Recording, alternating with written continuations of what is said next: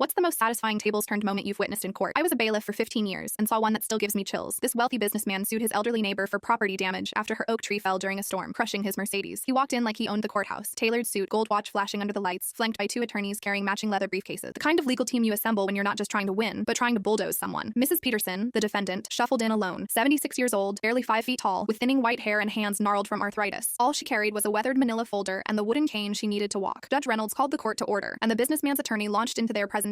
It seemed airtight. Your Honor, our evidence clearly demonstrates Mrs. Peterson's negligence, the attorney began, displaying photographs of the destroyed Mercedes. The damage was extensive. The massive oak had completely flattened the luxury car's roof. They called an arborist who testified the tree was obviously diseased and structurally compromised for years. He pointed to cross-sections showing internal decay. Any responsible property owner would have addressed this hazard long ago. The plaintiff's team presented maintenance estimates totaling $167,000, $94,000 for the total loss Mercedes, $43,000 for damage to a decorative stone wall, and $30,000 for emotional distress. When the businessman took the stand, he spoke with the confidence of someone unaccustomed to being questioned. I warned Mrs. Peterson about that hazardous tree at least 5 times, he testified. I even offered to split the cost of removal, but she refused. Now she claims she can't afford to pay for her negligence, but that's not my problem. Throughout this entire presentation, Mrs. Peterson said nothing. She just sat quietly, occasionally taking careful notes with shaking hands. I remember thinking how hopeless her situation looked. No lawyer, no expert witnesses, just an elderly woman against a legal steamroller. When her turn came, she slowly rose to her feet, leaning on her cane. The businessman smirked as she shuffled toward the witness stand. The courtroom was silent. Everyone expected a rambling plea for mercy, but Mrs. Peterson surprised us all. Her voice was soft but clear as she asked if she could question the plaintiff directly. Judge Reynolds allowed it, despite objections. I'll keep it brief, she promised. Just 3 simple questions. He leaned back, clearly amused. Go ahead. When exactly did you purchase that Mercedes? She asked. 3 weeks before the storm, he answered proudly. Custom ordered from Germany. She nodded. And what was its purchase value? $94,000, he stated confidently. As our evidence shows. One last question, she said steadily. What was your insurance deductible on that vehicle? The businessman's face fell. I don't recall exactly. Mrs. Peterson turned and made her way back to her table. She opened her folder and withdrew a document which she handed to the judge. This is a copy of Mr. Harrington's insurance claim, filed the morning after the storm, she explained quietly. He listed the car's value at $38,000 and received full compensation minus his $500 deductible. The insurance company has confirmed this in writing. The silence in that courtroom was deafening. From her folder, she produced emails between the businessman and 3 tree removal companies, all dated the week before the storm. These weren't requests to remove her tree, but inquiries specifically about insurance coverage for storm damage. The businessman started to protest, but Mrs. Peterson had saved her most damning evidence for last. She presented security footage from the businessman's own camera, showing him dragging additional branches onto his already damaged Mercedes the morning after the storm. This footage is time-stamped 6:23 a.m., approximately 4 hours after the tree fell, she explained. My grandson works in digital security and helped me request these records legally. Judge Reynolds reviewed everything in silence. The businessman and his attorneys whispered frantically among themselves. Finally, the judge looked up. Case dismissed, he announced firmly. Furthermore, I'm referring this matter to the district attorney for investigation of potential insurance fraud. As the businessman stormed out, Mrs. Peterson gathered her folder and cane. I helped her down the courthouse steps afterward, and she told me she'd lived next to that horrible man for 12 years. Sometimes, she said with a small smile, people think being old means being helpless. That's their mistake. I later heard the businessman faced insurance fraud charges and was ordered to pay Mrs. Peterson's legal costs. The elderly woman walked away with her dignity intact and a story that taught everyone in that courtroom a powerful lesson about underestimating people.